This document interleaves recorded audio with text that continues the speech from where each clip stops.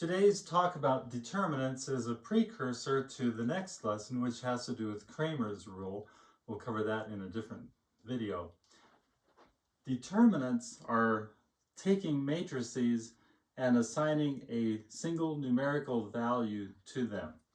For example, if I have the matrix 2, 3, minus 1, 8, just making this up, grab a different pen.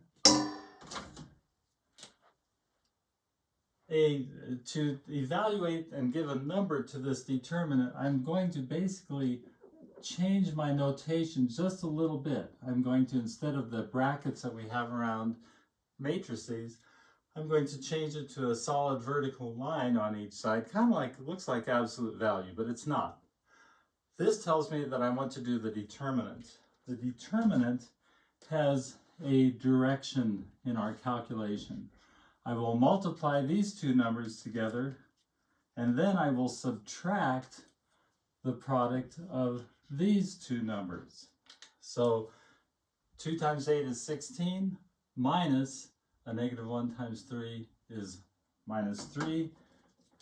This becomes, let's write it out, 2 times 8, going in the southeast direction if you want, and then I subtract minus 1 times 3, going in the northeast direction. This becomes, of course, 16 minus a negative 3 is 16 plus 3 is equal to 19. This number is associated as the determinant of this matrix. If I put brackets around it again, that matrix has this number as its determinant. All well and good with the 2x2s. The 3x3s are a little more complicated. Here's how we do it. Let's suppose I have, I'll just make this matrix up, 2, 1, 3, minus 2, negative 3, 8, 1, 1, 0. Just pulling numbers out. To do the determinant, I'm going to go along this top row, and I'm going to take this number times the smaller determinant that is formed by crossing out the row and column that number is in. So I'm going to write it out, and just be ready to take a picture of this when I get all the way to the end. That's going to equal 2 times the determinant of blocking out the row and column.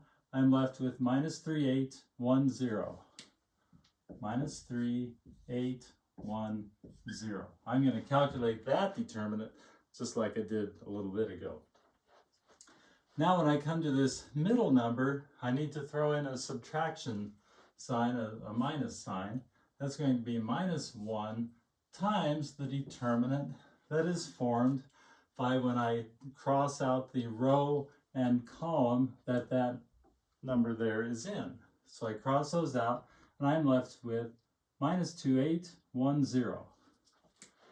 Minus 2, 8, 1, 0. Now I go back to adding. You'll always do plus, minus, plus with these terms along the top. Plus, minus, now a plus 3 times the determinant that is formed by wiping out the row and column that 3 is in. I'm left with minus 2, minus 3, 1, 1. Minus 2, minus 3, 1, 1. So now I figure out what is this determinant, and this determinant. The same diagonal way to do it. So this becomes 2 times minus 3 times 0 minus 1 times 8 minus 1 times minus 2 times 0 minus 1 times 8. Then big parentheses, then plus 3 times minus 2 times 1 minus a 1 times minus 3. Minus 3 times 0 is 0. Minus 1 times 8. So this becomes a negative 8 in here times 2 is minus 16. Minus 2 times 0 is 0.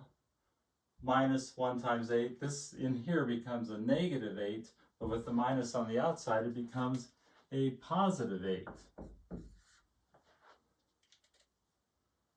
Then minus 2 times 1 is negative 2.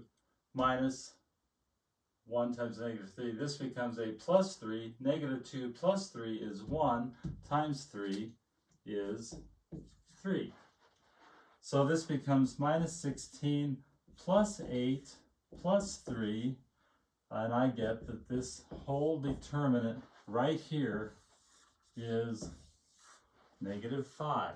That's the number that I'm associating with the determinant of this 3 by 3 matrix.